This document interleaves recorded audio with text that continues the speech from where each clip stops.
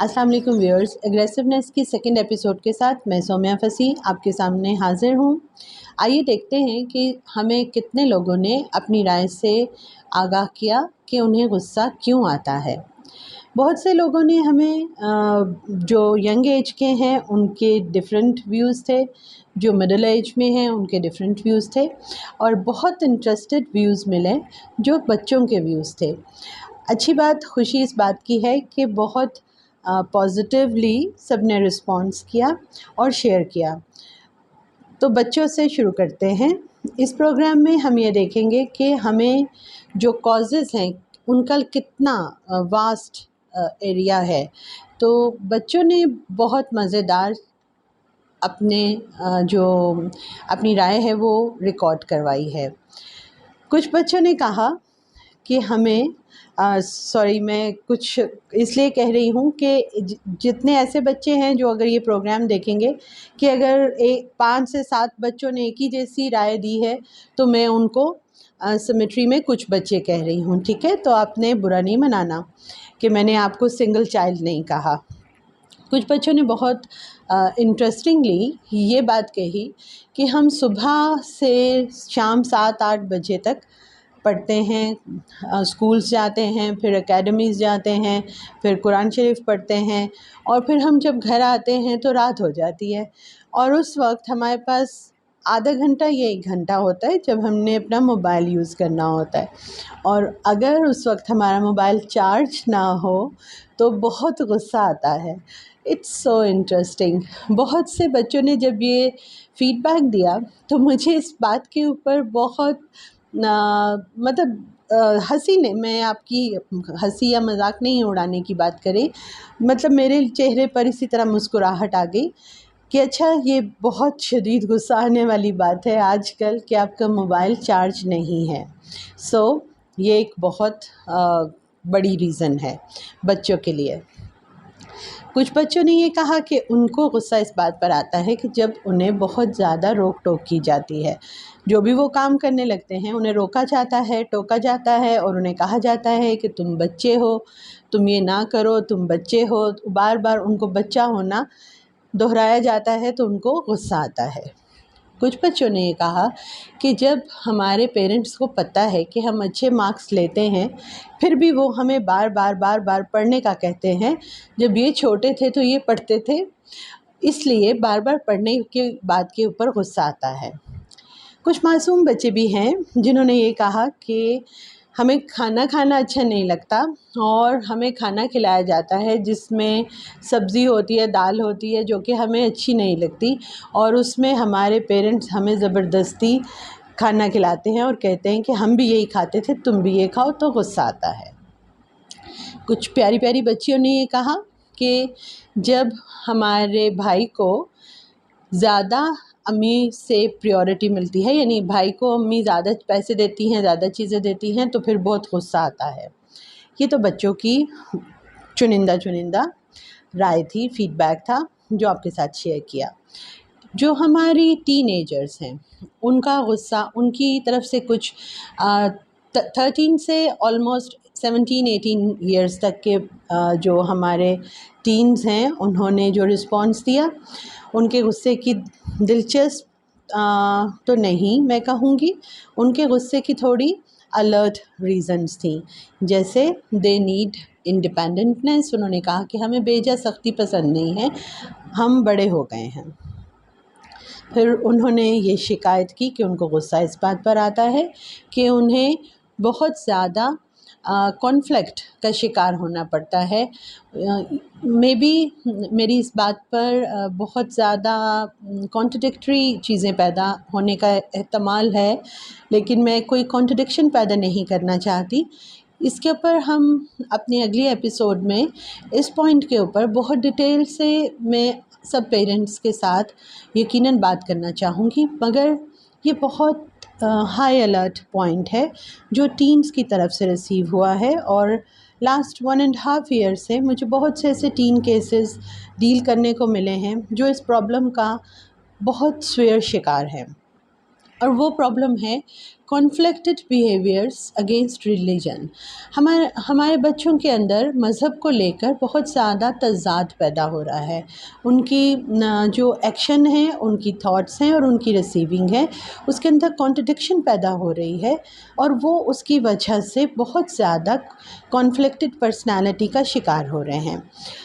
Almost 7 to 9 cases ایسے ہیں جنہوں نے فیڈ بیک دیا جو سوسائڈل ہو چکے ہیں، جو سوسائڈ اٹیمپٹس کر چکے ہیں.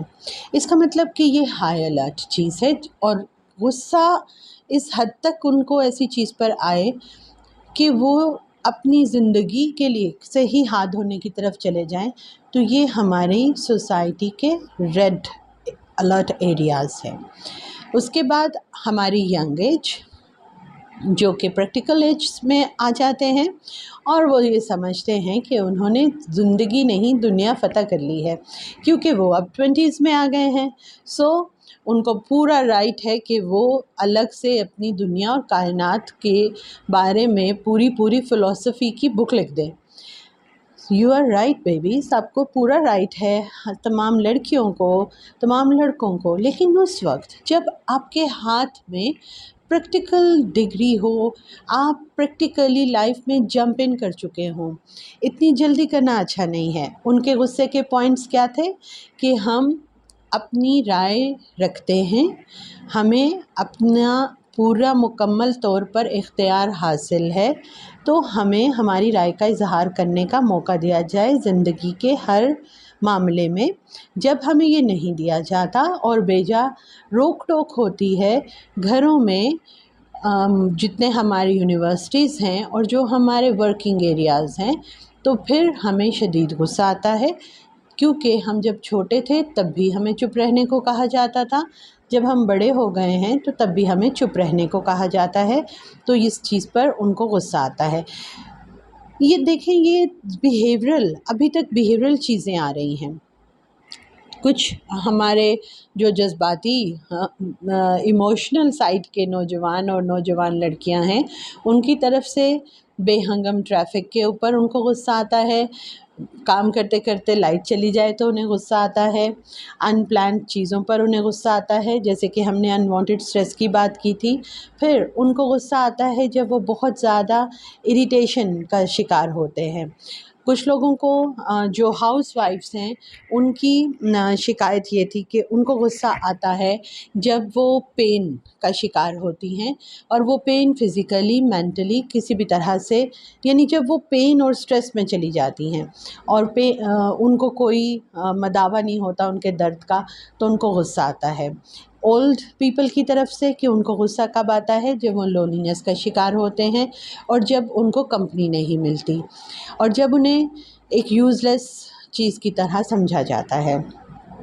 بہت سے کمبائن گروپس کی، یعنی کچھ ایسے پوائنٹس ہیں جو کہ ہر گروپ کے اندر شامل ہیں. یعنی بچوں کی بھی وہ شکایت تھی، ٹینس کی بھی، ینگس کی بھی، مڈل ایجرز کی بھی، اور اولڈ پیپل کی بھی. اور وہ کیا تھی کہ انہیں سنا نہیں جاتا. یہ بہت امیزنگ بات اس لیے ہے کہ ہر گروپ نے اگر اس بات کی شکایت کی کہ انہیں غصہ اس لیے آتا ہے کہ انہیں سنا نہیں جاتا، تو اس کا مطلب کہ ہم سب ہی ایک دوسرے کو سنتے نہیں ہیں. پھر دوسرا پوائنٹ جو کمبائن تھا، اسپیس نہیں ملتی، ہمیں اسپیس نہیں دی جاتی. تیسرا پوائنٹ جو بہت زیادہ کمبائن تھا، فیئرز آف فیوچرز، مستقبل کا خوف، جس نے بہت زیادہ تھاما ہوا ہے، ہم سب کے اوپر اپنے گہرے سائے ڈالے ہوئے ہیں. اس کے علاوہ جو کمبائن پوائنٹ آیا کہ ہمیں اسپیس نہیں دی جاتی، اس کا مطلب یہ ہوا کہ ہمارے بہت سے ایسے ایشوز ہر ایج کے اندر موجود ہیں جس میں ہمیں سب کو غصہ آتا ہے. اور ہم اگر غور کریں تو ایٹ اے ٹائم بچہ بھی غصے میں ہوتا ہے، ماں بھی غصے میں ہوتی ہے، اور باپ کو بھی غصہ آ رہا ہوتا ہے. اگر ہم ورک اسٹیشن پر ہیں تو سم ٹائمز کوآرڈینیٹر اور باس ایک ہی بات کے اوپر ریئیکٹ کر رہے ہوتے ہیں، جیسے ٹریفک کا جام ہو جانا.